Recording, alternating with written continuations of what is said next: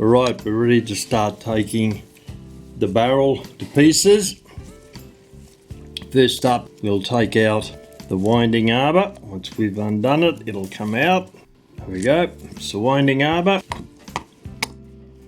We'll have a look at the end of it. We can see that it's pretty rough. It's been mistreated a fair bit. Look at the dents on that. We'll file that flat, square it up again before we use it. We'll probably find the same on the other winding arbors also. Put that back in the tray for the moment, we don't want it. There's our barrel. Now, there's various ways you can remove the cap, that piece there. You can put a screwdriver in there and lever it up if you like, which is probably not the best thing to do because you can tend to make a mess around here where it joins up and it'll catch. What we prefer to do is to put the barrel in your hand, get a firm grip on it, keep your fingers off the top, and then using a small ball peen hammer, line it up and give it a couple of quick sharp hits with the hammer. You'll find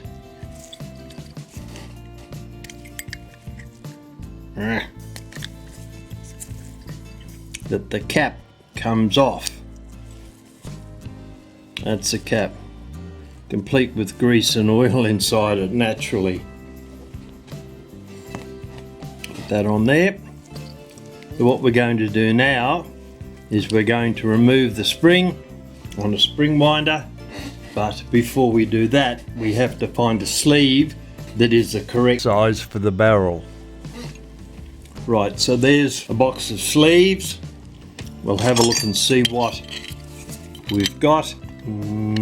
Close. I think that's probably the one. Yep, that one there's a little bit too big. Won't quite fit inside. It's bigger, one's smaller. So I think our first option was the way to go. That one there. Okay, that's the sleeve we need. We'll put those aside.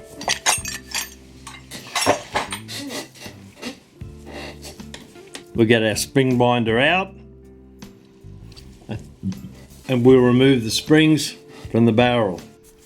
First thing we have to do is we put the sleeve onto the spring winder. Then have to put the winding arbor back into the barrel so we can undo the spring. We check, make sure that the winding arbor is caught in the spring.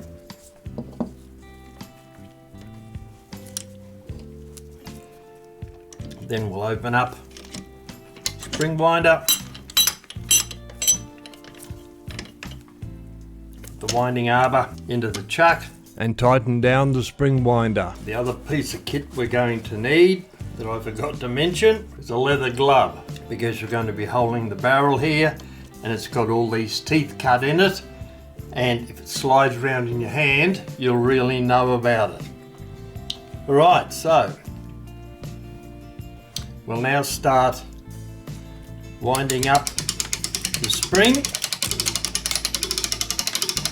turning the handle slowly.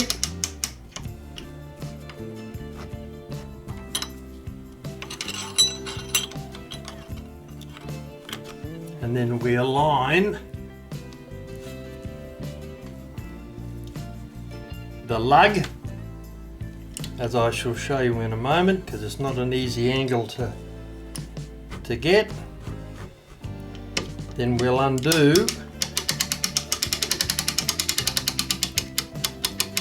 the spring winder, undo the chuck, and I'll show you what we've done. That's the lug on the barrel.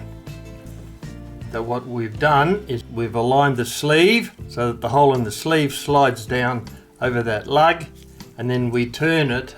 That will allow a little bit of the spring to end up outside that slot that we'll see in a moment, so that we can attach it to one of these hooks on the spring winder to unwind it again. Right, what we do now is we roll the spring backwards and forwards until it unhooks from that lug there, that you can see that lug there, and the mainspring just pulls out of the barrel. Spring is now out of the barrel. We'll put that aside, and what we've got to do is take the spring out of the sleeve, and you'll see that the hole in there is sticking out through about 3/4 of an inch or so, and now you'll see why. Put the winding arbor back into the spring winder, then get one of our hooks, hook it into the bottom of the spring, close up the spring winder like so, change the rotation, and then holding it with the glove, wind up the spring winder once again, and then you'll feel the sleeve slide off. There it is there. The spring is contained. So reverse the spring winder, put your glove over the spring. You don't want it to expand dramatically all over the place and hit things. And there it is there. There's the spring. It's now out of the barrel. We're now going to clean it, and I'm going to show you today a different way to clean it than the way that you normally see me do it. This is another alternate method for people who want to learn a bit more about it. So what we'll do is I'll take that safety piece off the spring winder, undo the chuck, and the spring comes out. There it is there. So we'll remove the winding arbor from it. We'll have to wind it backwards so that it comes out of the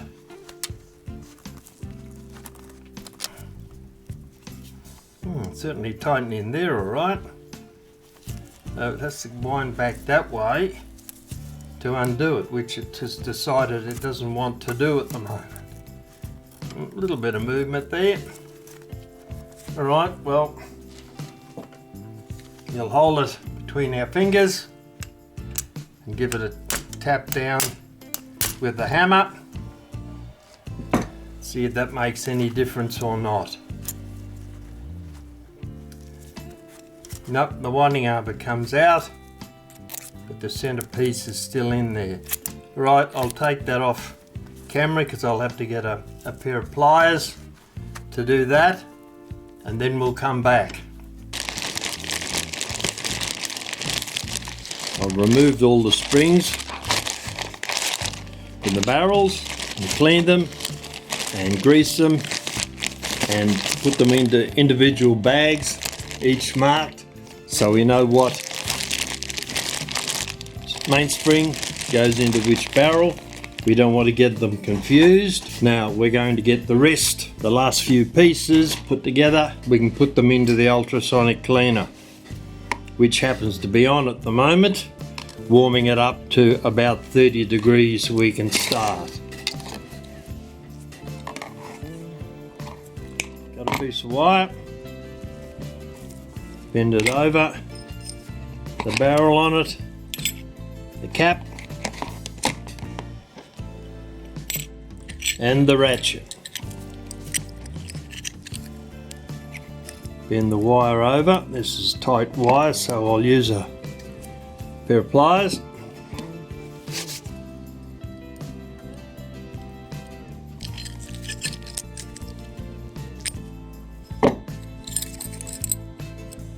Here we go.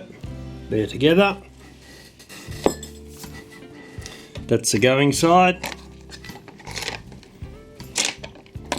Now we'll do the strike side. Barrel, cap, and ratchet. Cut another piece of wire.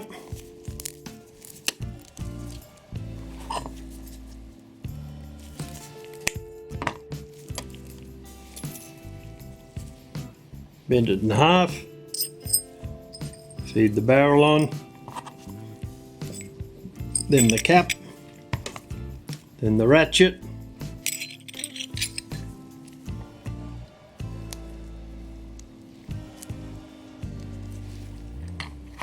then twist the wire.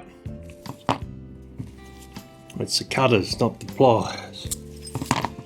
Now, so that we remember that this is the strike side, not the going side, mainspring barrel, I'll put another piece of wire onto there, twist that over and that over, push them together, then tie them round.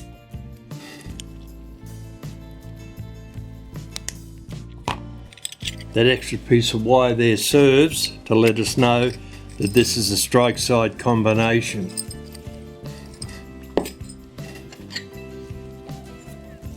Now we'll do the same for the chime side.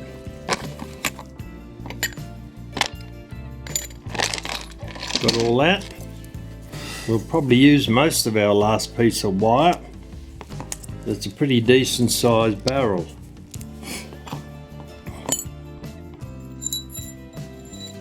Barrel on first, then the cap, and the ratchet. I'll cut a piece of that wire off. Too long, we don't need it that long.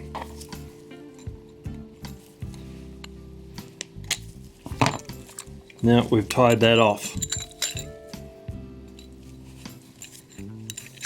That's the chime side mainspring barrel and the cap.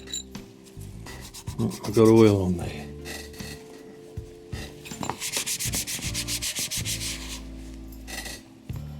That's the chime side mainspring barrel plus the cap and the ratchet. Put that aside. Right, now we'll get the basket from the ultrasonic cleaner. We'll start off by putting the plates in.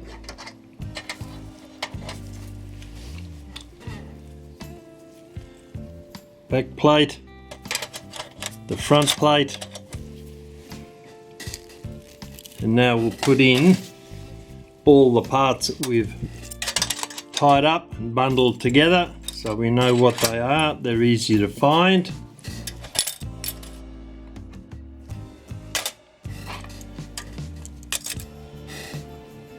Then while we're waiting for the ultrasonic cleaner to come up to temperature, and once it hits 30 degrees, we'll then put the parts in the ultrasonic cleaner. And once they come out, I'll take them out and clean them up, wash them in some cold water, then some warm water, and then put them into a tub of naphtha, which will remove most of the water on them. Then I'll run over them with a heat gun on low temperature just to evaporate the last of the naphtha. Then we'll bring them back to the bench. There we can see all the parts from the clock movement. We'll come back from the ultrasonic cleaner. They all look pretty good. Devoid of all the oil and everything that was on them when they went in. And they've come up relatively nicely.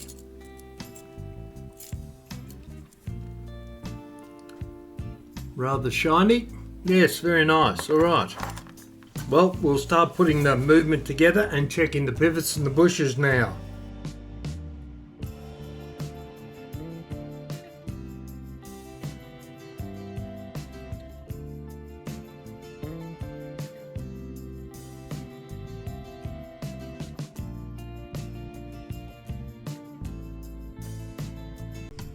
If you want to learn how to service, repair and restore 19th and 20th century mechanical clocks, then subscribe to my channel and hit the notification bell.